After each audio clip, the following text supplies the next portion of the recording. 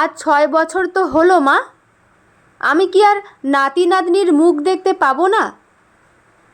আলপনা দেবী dining টেবিলে চায়ের কাপটা বেশ শব্দ করেই রাখলেন। মুখের থমথমে ভাবটা স্পষ্ট। আর কতদিন নিজেদের নিয়ে ব্যস্ত থাকবে বলো তো? স্বার্থপর কেন তোমরা এত? আমরা যদি তোমাদের পৃথিবীতে আনতে গিয়ে এত ভাবতাম, তাহলে কি হতো বলো তো? অঙ্কনা রান্নাঘরে ওর টিফিনটা গুছাচ্ছিল। শাশুড়ির কথাগুলো শুনে হাত দুটো এক মুহূর্তের জন্য থমকে গেল, কিন্তু সে কোনো উত্তর দিল না। চুপচাপ নিজের কাজ করে যেতে লাগলো। কিসের অভাব আমাদের? অভিক ভালো চাকরি করে, তুমি ভালো চাকরি করো, আর কি কি উন্নতি চাও নিজেদের? এরপর একদিন ভগবান না করুক মা হওয়ার বয়সটাই পেরিয়ে গেল। কথাগুলো বেশ স্পষ্ট স্বরে বললেন আলপনা দেবী। অঙ্কনা আঁচলে হাতটা মুছে রান্নাঘর থেকে ধীর পায়ে বেরিয়ে এলো। শাশুড়ির মুখোমুখি দাঁড়িয়ে শান্ত গলায় বলল, দেখুন মা, আমি আজ অবধি আপনাকে সত্যিটা বলিনি। এতদিন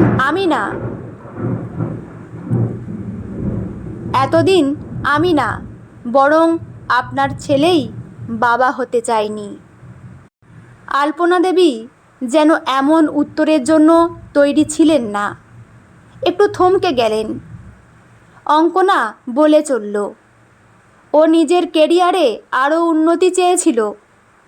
তাই বেটার হয় আপনি যদি নিজে আপনার ছেলেকে ডেকে এই কথাটা বলেন। কি বললে বৌমা তুমি? আমি নিজের মুখে আমার ছেলেকে এইসব কথা বলবো? আলপনা দেবীর মুখটা মুহূর্তে লাল হয়ে উঠল। আমি কি তোমাদের মতো মডার্ন হয়ে লাজ লজ্জার মাথা খেয়ে বসে আছি? আমি যা বলার তোমাকে বললাম, এরপর যা ভালো বুঝবে করো তোমরা। আমার আর কি, আমি আর কতদিনই বা বাঁচব? শাড়ির আঁচলটা কাঁধে শক্ত করে জড়িয়ে গটগট করে নিজের ঘরে চলে গেলেন আলপনা দেবী। দরজাটা দড়াম করে বন্ধ হওয়ার শব্দ হলো। অঙ্কনা আর কথা বাড়ালো না। ঘড়ির দিকে তাকিয়ে দেখল স্কুলের সময় হয়ে এসেছে। একটা গভীর শ্বাস ফেলে ব্যাগটা কাঁধে নিয়ে ও স্কুলের উদ্দেশ্যে বেরিয়ে গেল। অঙ্কনা আর অভিকের বিয়ের বয়স 6 বছর। বিয়ের সময় অঙ্কনা একটা ছোট বেসরকারি স্কুলে সামান্য মাইনেতে পড়াতো, আর অভিক তখন একটা সংস্থায় মাঝারি পদে কাজ করত। পারিবারিকভাবেই বিয়েটা হয়েছিল ওদের। বিয়ের পর দুজন মিলে একটা সিদ্ধান্ত নিয়েছিল, আগে নিজেদের একটা ভালো বাড়ি আর একটা গাড়ি হবে, সংসারটা একটু গুছিয়ে উঠবে, তারপর ওরা সন্তান নেবে। কারণ ওরা দুজনেই চেয়েছিল ওদের সন্তান যেন খুব সুন্দর আর অভাবহীন একটা জীবন পায়। বিয়ের 3 বছরের মাথায় অঙ্কনার কপাল খোলে। ও সরকারি স্কুলে শিক্ষিকার চাকরিটা পেয়ে যায়। ততদিনে অভিকও নিজের যোগ্যতায় কোম্পানিতে বেশ বড় পদে পদোন্নতি পেয়েছে। পসার বেড়েছে, টাকা পয়সা বা স্বাচ্ছন্দ্যের আর কোনো ঘাটতি নেই। সেদিন রাতে অভিক অফিস থেকে ফিরে ফ্রেশ হয়ে ল্যাপটপ খুলে বসেছিল। অঙ্কনা রাতের খাবার রেডি করে ঘরে এসে অভিকের পাশে বসলো। মৃদু গলায় বলল, অভিক, মা আজকে আবার বাচ্চার জন্য বলছিল। অভিক ল্যাপটপের স্ক্রিন থেকে চোখ না সরিয়েই উত্তর দিল, আর সত্যি বলতে মা বলছে বলে নয়, আমারও ইচ্ছে এবার আমাদের একটা বেবি হোক। ভালোই তো সব কিছু গুছিয়ে নিয়েছি আমরা, আর কি চাই বলো? অভিক অঙ্কনার হাতটা হাত থেকে এক ঝটকায় সরিয়ে দিল। বিরক্তি ভরা গলায় বলল, যখন সময় হবে তখন ঠিক নেব, এত ঘ্যান ঘ্যান করো না তো কানের কাছে। অঙ্কনার বুকের ভেতরটা এক মুহূর্তে ভারী হয়ে উঠল। শাশুড়ির হাজারটা কথায় যে কষ্ট সে পায়নি, স্বামীর এই রূঢ় আচরণে তার চেয়ে অনেক বেশি আঘাত পেল। সে চট করে রেগে গেল। ঘ্যান ঘ্যান মানে? তুমি কি বলতে চাইছো? তুমি চাও না আমাদের বেবি হোক? হ্যাঁ চাই, কিন্তু এক্ষুনি না। অভিক একগাল বিরক্তি নিয়ে বলল। তাহলে আবার কবে? 6 বছর বিয়ে হয়ে গেছে আমাদের, পাড়ার লোক আত্মীয় স্বজন সবাই আমার দিকে আঙুল তোলে, তোমাকে তো কোনোদিন কিছু শুনতে হয় না। লোকের কথায় আমার কিচ্ছু যায় আসে না। অভিক টেবিলের ওপর ল্যাপটপটা রেখে কোলবালিশটা টেনে শুয়ে পড়ল। অঙ্কনা নিজেকে আর সামলাতে পারল না। তোমার না আসলেও আমার যায় আসে, আর সবথেকে বড় কথা, আমি মা হতে চাই। এতদিন তুমি বাড়ি গাড়ির অজুহাত দিয়েছ, আমি মেনে নিয়েছি। এখন আমাদের সব আছে, তাহলে কিসের সমস্যা তোমার? অভিক সিলিংয়ের দিকে তাকিয়ে ঠান্ডা গলায় বলল, আমার সমস্যা আছে।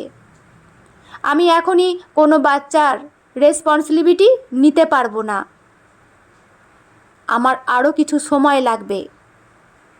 মানে কি বলতে চাইছো তুমি? স্পষ্ট করে বলো তো। অঙ্কনার গলাটা ক্ষোভে কেঁপে উঠল। মানে বলতে চাইলাম, দয়া করে আমায় এখন বিরক্ত করো না, ঘুমাতে দাও। অভিক অঙ্কনার দিকে পিছন ফিরে পাশ ফিরে শুয়ে পড়ল। অঙ্কনা আর কথা বাড়ালো না। ও বুঝতে পারল এই পাথরের দেয়ালে মাথা কুটে আর কোনো লাভ হবে না। ও ঘরের এক কোণে চেয়ারটায় চুপচাপ গিয়ে বসল। নিজের ওপরই নিজের প্রচণ্ড রাগ আর ঘৃণা হতে লাগলো।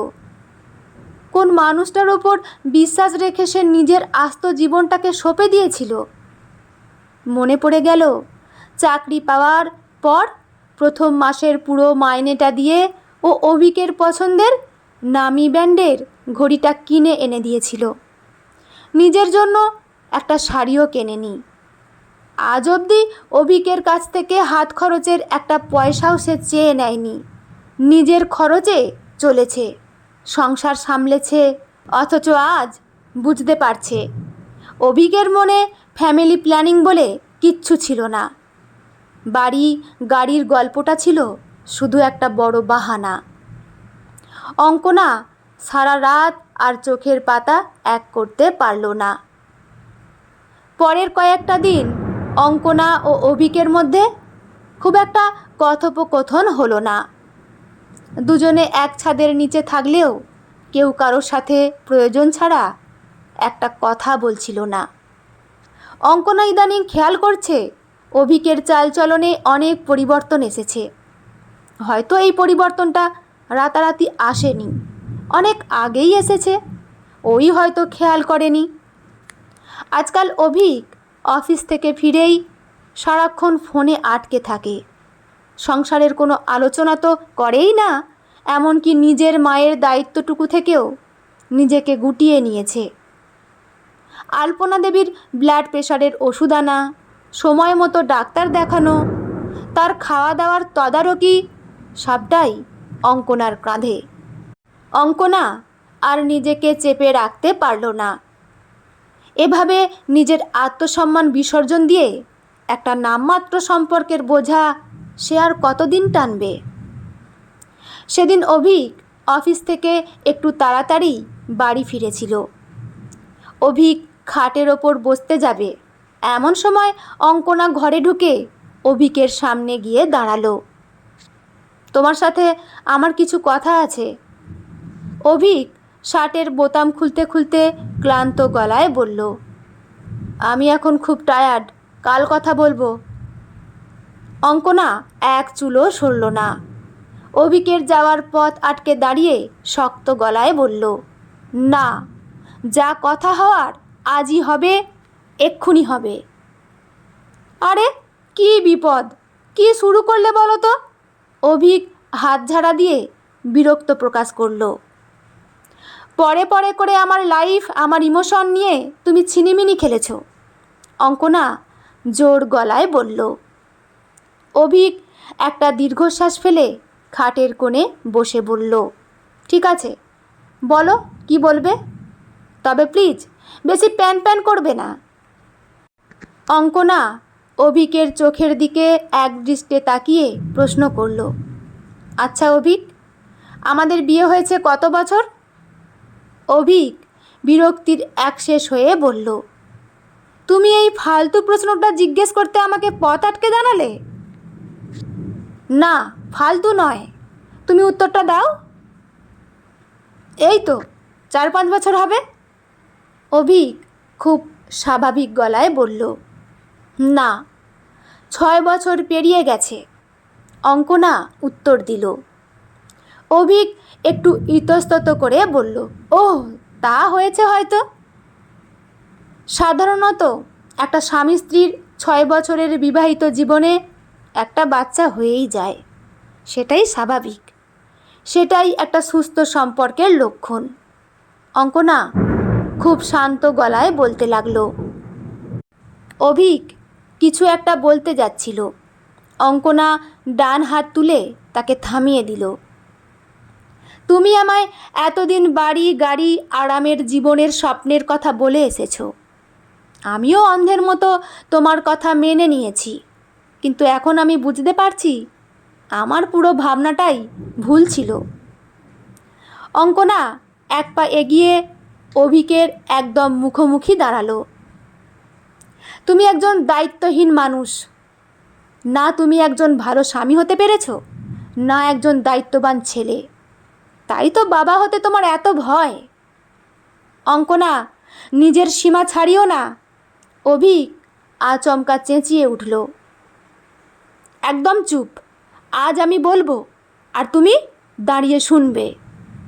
তুমি শুধু আমার থেকে নিজের সুবিধা পাওয়ার জন্য আমার সাথে একই ছাদের নিচে রয়েছো। 1 নম্বর, তুমি সংসারের কোনো দায়িত্ব নাও না, মাস শেষে কয়েকটা টাকা আমার হাতে ধরিয়ে দিয়ে দায় সারো। অভিক মুখ ঘুরিয়ে নেয়ার চেষ্টা করল, কিন্তু অঙ্কনার তীক্ষ্ণ দৃষ্টি তাকে রেহাই দিল না। দ্বিতীয়ত, তোমার মায়ের পুরো দায়িত্ব আমার ওপর ছেড়ে দিয়েছ। আর তৃতীয়ত, স্বামী হিসেবে আমার প্রতি কোনো দায়িত্ব তুমি পালন করো না। উপরন্তু আমার থেকে সব রকমের সুবিধা তুমি এতগুলো দিন ধরে নিয়েছো আর এখনও নিচ্ছ, কিন্তু আর না। অঙ্কনা নিজের বুকের ওপর হাত রাখল। আমার নিজের মতো করে বাঁচার অধিকার আছে, আমি তোমার কাছে টেকেন ফর গ্রান্টেড হয়ে আর বাঁচতে চাই না। আমি একটা সুস্থ সবল জীবন চাই, তোমার এই স্বার্থপরতার ফাঁদে পড়ে পচে মরতে চাই না। অভিক কিছুটা অপ্রস্তুত আর অপরাধীর মতো মুখ নিচু করে বলল, অঙ্কনা, তুমি একটু বেশিই ওভার থিঙ্কিং করছো। না, এতদিন ভাবিনি বলেই আজকে এই হাল। লাইফে সব কিছু প্ল্যান মাফিক হয় না অভিক, পরিস্থিতি অনুযায়ী মানুষকে নিজেকে পাল্টে নিতে হয়, নতুন করে প্ল্যান বানাতে হয়। অঙ্কনার চোখে জল এসে গিয়েছিল, কিন্তু সে চোখের জলটা গাল গড়িয়ে পড়তে দিল না, আলতো করে মুছে নিল। আমি একটা সুখী সংসারের স্বপ্ন দেখেছিলাম তোমায় নিয়ে, তুমি, আমি আর আমাদের একটা সন্তান, একটা ছোট্ট হাসি খুশি পরিবার। আর তুমি সেদিন মুখের ওপর বলে দিলে তুমি বাচ্চার রেসপন্সিবিলিটি নিতে পারবে না। অভিক নিষ্পিহের মতো চুপ করে মেঝেতে তাকিয়ে রইল। তুমি সত্যি বাবা হওয়ার যোগ্যই নও, তুমি কোনোদিনই কোনো দায়িত্ব নিতে পারবে না, হোক সেটা এখন বা 10 বছর পর। অঙ্কনা একটু থামল, তারপর একরাশ বিষাদ নিয়ে বলল, আর আমি এটাও খুব ভালো করে জানি, এই যে আমি এতগুলো কথা তোমায় বললাম, তুমি আমার মনের কষ্টটা বিন্দুমাত্র বুঝবে না। কথাগুলোর আসল অর্থই তোমার মাথায় ঢুকবে না। অভিক প্রচণ্ড বিরক্ত হয়ে বিছানার ওপর জামাটা ছুঁড়ে ফেলে দিল। অঙ্কনা প্লিজ থামবে এবার? আমি তো বলেছি সময় হলেই বাচ্চা নেব। আর তোমার যদি এতই তাড়া থাকে তবে তুমি একা একাই বাচ্চা নিয়ে নাও। আই অ্যাম টায়ার্ড, আমায় শুতে দাও। অভিক আর কথা না বাড়িয়ে পাশ ফিরে কোলবালিশটা জড়িয়ে শুয়ে পড়ল। অঙ্কনা খাটের পাশে দাঁড়িয়ে অভিকের পিঠের দিকে অনেকক্ষণ চুপচাপ তাকিয়ে রইল। ওর চোখ দিয়ে দুফোঁটা জল গাল গড়িয়ে ঝরে পড়ল। পরদিন সকালে অভিকের ঘুম ভাঙল বেশ দেরিতে। সকাল 9টা বেজে গেছে। রোদের আলো ততক্ষণে ঘরের ভেতর ছুঁয়েছে। পাশে হাত বাড়িয়ে ও দেখল বিছানার দিকটা খালি, অঙ্কনা পাশে নেই। ধরফর করে উঠে বসে অভিক দেখল ড্রেসিং টেবিলের ওপর চায়ের কাপের নিচে একটা সাদা কাগজ চাপা দেওয়া রয়েছে। অভিক হেঁটে গিয়ে কাগজটা তুলে নিল। অঙ্কনার হাতের স্পষ্ট অক্ষরে লেখা, অভিক, জীবনে সব কিছু সবসময় প্ল্যান মাফিক হয় না, কিংবা হলেও সেই মিথ্যে প্ল্যানের ঘানি টেনে আমি আর আমার জীবনটাকে শেষ করতে চাই না। আমি পরিস্থিতি মানিয়ে নিয়ে সংসারটা গড়তে চেয়েছিলাম, কিন্তু তোমার সুবিধা নেওয়া একটা যন্ত্র হয়ে বেঁচে থাকতে চাই না। আমি চললাম। যেদিন তোমার নিজের মনে হবে যে তুমি সত্যিই একজন পুরো পরিবারের দায়িত্ব নেওয়ার মতো যোগ্য ও দায়িত্ববান মানুষ হতে পেরেছ, সেদিন এসে আমায় সসম্মানে ফিরিয়ে নিয়ে যেও। কাগজটা অভিকের হাত থেকে নিচে পড়ে গেল। ও হতভম্ব হয়ে ফাঁকা ঘরটার দিকে চেয়ে রইল।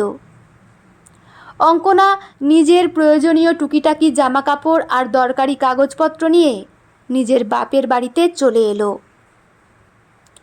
বাবা মা প্রথমে মেয়েকে সকাল সকাল সুটকেস হাতে এসে দাঁড়াতে দেখে আঁতকে উঠেছিলেন, কিন্তু অঙ্কনার চোখের জল আর অভিকের এতদিনের মানসিক অবহেলার কথা শুনে তারা আর মেয়েকে ফেরাতে পারলেন না। অঙ্কনা নিজের চাকরি আর বাপের বাড়ির আশ্রয়ে একটা নতুন করে আত্মসম্মান নিয়ে বাঁচার লড়াই শুরু করলো। অন্যদিকে অঙ্কনা চলে যাওয়ার পরদিন থেকেই আলপনা দেবীর সংসারে যেন হাহাকার নেমে এলো। বাজার করানো, কী রান্না হবে ঠিক করা, কাজের লোককে দিয়ে ঠিকমতো সব কাজ করিয়ে নেওয়া, কোনোটাই চলছিল না অঙ্কনাকে ছাড়া। এমনকি শাশুড়ির প্রেসারের ওষুধ এনে দেওয়ার কেউ নেই। আলপনা দেবী প্রথম 2-3 দিন ভেবেছিলেন বৌমা রাগ করে বাপের বাড়ি গেছে, 2 দিন পর রাগ জল হলে ঠিক ফিরে আসবে। কিন্তু যখন 1 সপ্তাহ কেটে গেল তখন উনি বুঝতে পারলেন বৌমা রাগ করে না, নিশ্চয়ই অন্য কোনো কারণে বাড়ি ছেড়ে চলে গেছে। একদিন সকালে আলপনা দেবী অভিককে চা দিতে গিয়ে ডাইনিং টেবিল ধরে বসলেন। হ্যাঁ রে খোকা, বৌমা কি আর ফিরবে না? তুই গিয়ে নিয়ে আয় না ওকে, ঘরটা একদম ফাঁকা হয়ে গেছে রে। অভিক মেজাজ দেখিয়ে বলল, মা, ও নিজের ইচ্ছেই গেছে, ওকেই ফিরে আসতে হবে, আমি কেন ওর পায়ে ধরতে যেতে যাব?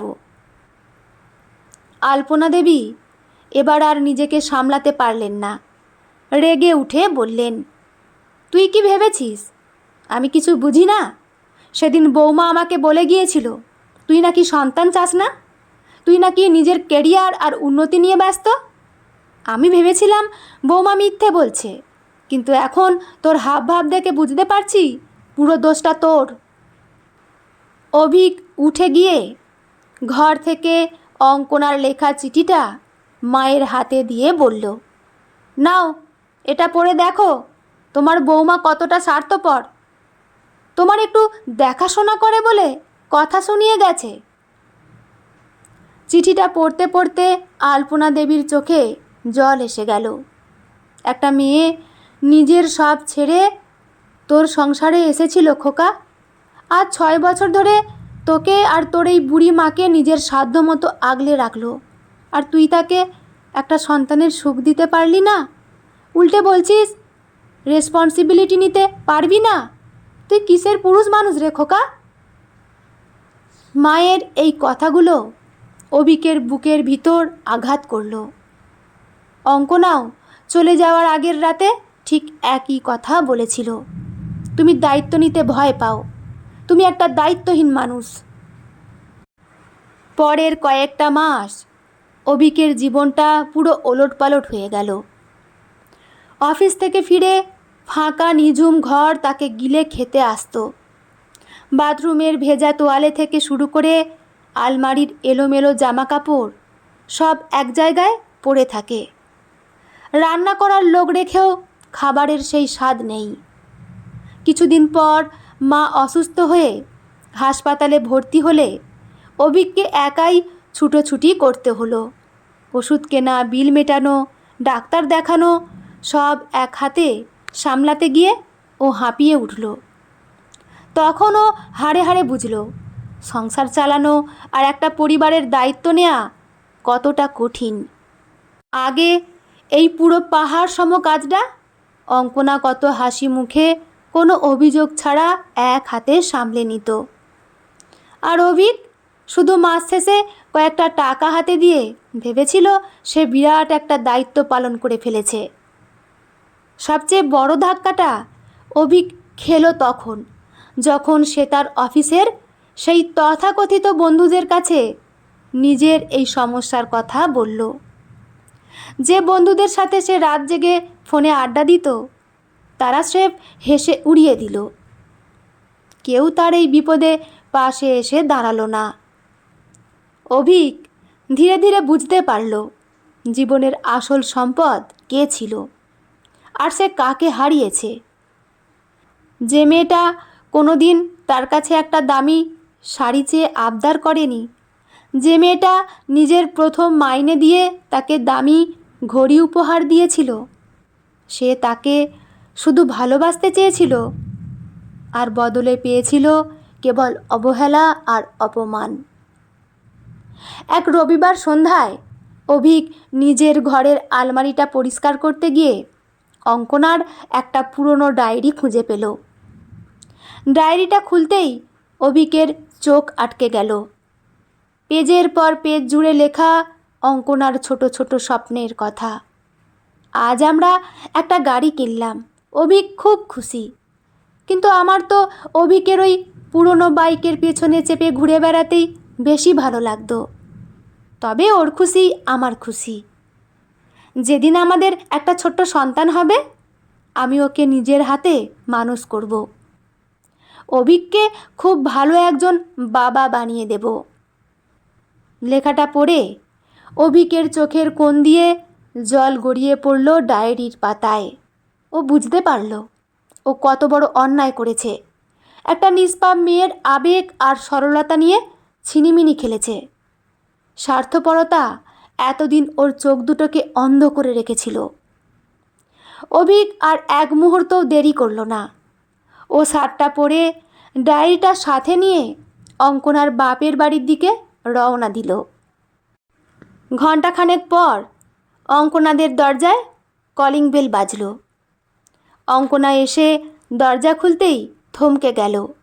সামনে অভিক দাঁড়িয়ে। আগের সেই ফিটফাট অহংকারী অভিক আর নেই। চুলগুলো উস্কো খুস্কো, চোখের নিচে কালি, চেহারাটা কেমন যেন রোগা আর ঢিলে ঢালা হয়ে গেছে। অঙ্কনা শান্ত গলায় বলল, তুমি হঠাৎ এখানে, কিছু বলবে? অভিক কোনো কথা বলতে পারল না। অঙ্কনার দুটি হাত নিজের দু হাতের মধ্যে শক্ত করে ধরে ফেলল। অঙ্কনা, আমি হেরে গেছি। আমার অহংকার, আমার ভুল ধারণা সব হেরে গেছে তোমার ভালোবাসার কাছে। অঙ্কনা হাতটা ছাড়ানোর চেষ্টা করল না। চুপ করে অভিকের মুখের দিকে তাকিয়ে রইল। অভিকের চোখ দিয়ে তখন অঝরে জল পড়ছে। তুমি ঠিকই বলেছিলে অঙ্কনা, আমি বড্ড দায়িত্বহীন ছিলাম। টাকা রোজগার করা খুব সহজ, কিন্তু একটা পরিবারকে আগলে রাখা, স্ত্রীর ইমোশনকে সম্মান করা যে কত বড় দায়িত্ব, সেটা আমি এতদিন বুঝিনি। তুমি চলে যাওয়ার পর প্রতিটা মুহূর্তে আমি বুঝতে পেরেছি তুমি আমার জীবনে কি ছিলে। অঙ্কনা প্রশ্ন করল, হঠাৎ এই পরিবর্তন? হ্যাঁ অঙ্কনা, মা অসুস্থ হয়েছিল। আমি একা সামলাতে গিয়ে বুঝেছি তুমি কত বড় ছাতা হয়ে আমাদের আগলে রেখেছিলে। আমি হয়তো ক্ষমা পাওয়ার যোগ্য নই, তাও হাত জোর করে বলছি, আমাকে আর একটা সুযোগ দাও। আমি শুধু একজন ভালো স্বামী নয়, একজন ভালো বাবা হয়ে দেখাবো। আমাকে সেই দায়িত্বটা পালন করার একটা সুযোগ দাও প্লিজ। অঙ্কনা একটা দীর্ঘশ্বাস ফেলল। ও তো অভিককে কোনো দিন ঘৃণা করেনি। ও শুধু চেয়েছিল অভিক যেন দায়িত্ব নিতে শেখে, একটা ভালো মানুষ হয়ে ওঠে। অঙ্কনা বলল, ভেতরে এসো। অভিক ভেজা চোখে হেসে ফেলল।